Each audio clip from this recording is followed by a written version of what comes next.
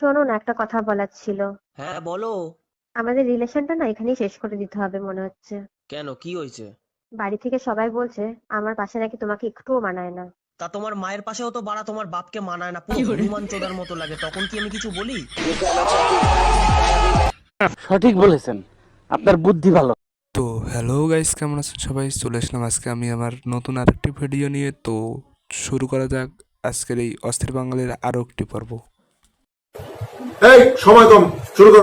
নিজেকে মানে fit fit রাখার ট্রাই করি হচ্ছে ছোট ছোট ড্রেস পরার জন্যই, কিন্তু সো এখন আমি এত কষ্ট করে জিম করলাম, ওয়ার্কআউট করলাম, আমি কম খাই, আমি এত বেশিও খাই না সবার মতো।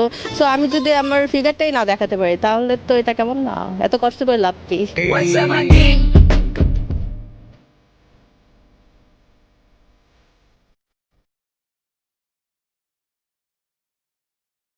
সঠিক বলেছেন, আপনার বুদ্ধি ভালো।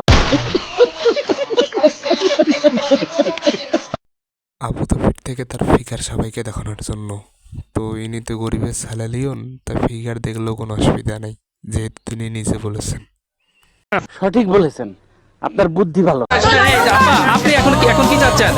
আমি ওকে ঘর ভেঙে উঠবো, যতক্ষণ পর্যন্ত ওর বাইরে আসবো ওর বাইরে আসতে বলবেন। ওর বাইরে এই মুহূর্তে আসতে হবে, নাহলে আমি ওরকম করবো, ওকে ভাষা ভাঙবো। এমন কিন্তু একটা তোমাদের সামাইতে পারো মারি। প্রথম দেখাতে আমি প্রেমে পড়েছি তোমার।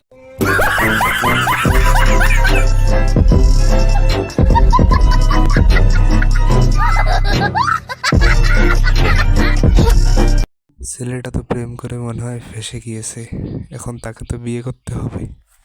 এখন আপনাদেরকে একটি ভিডিও দেখাবো যে সমাজ ব্যবস্থা কোথায় চলে গেছে। এই মেয়ে, এই কি নাম তোমার?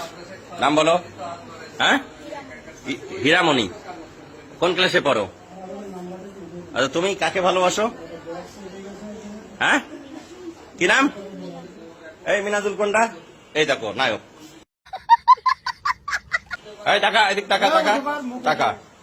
তুই কি করিস? ওয়েল্ডিং এর কাজ করিস। আর তুমি পড়ো কোন ক্লাসে?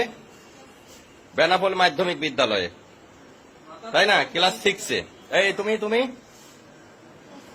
হ্যাঁ, এই মাথা ইয়ে করো। তোমার বয়স হাতে হয়নি। কি নাম তোমার? তুমি ক্লাস 6-এ পড়ো? 7-এ। তো তোমার সম্পর্ক এই ছেলের সাথে, ও ক্লাস 7-এ পড়ে। এই দেখেন ব্যাগ বক্সা বাসা।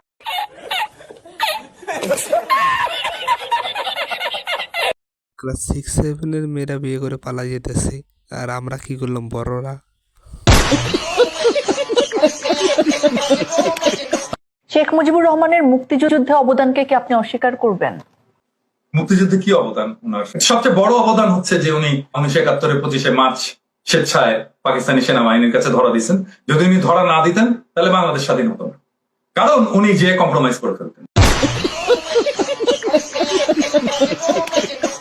ইনি তো দেখতেছি আজ বঙ্গবন্ধুর মান সম্মান সব শেষ করে দিল। আচ্ছা, আমার 15টা টাকা দিয়ে যাও। আমার কাছে কোনো ভাঙতি নাই, 10টা টাকা দিয়ে যাও। আমার কাছে 500 টাকার নোট আছে। 500 টাকা দিয়ে যাও।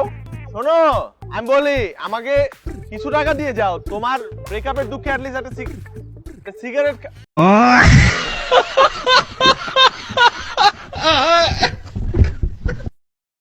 মাস শেষে কার কার পকেটের অবস্থা এমন হয় কমেন্টে এসে বলে যাবেন। कैसे कैसे लोग रहते हैं यार यहाँ पर। चलो तुमको पागल कुत्ते का गाड़ी उठा के ले जाएगा, बता रहे हैं हम।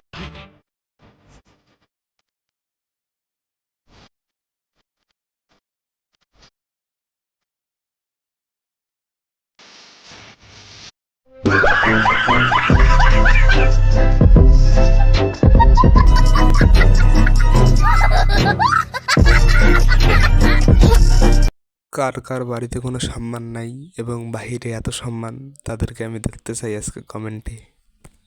সঠিক বলেছেন, আপনার বুদ্ধি ভালো।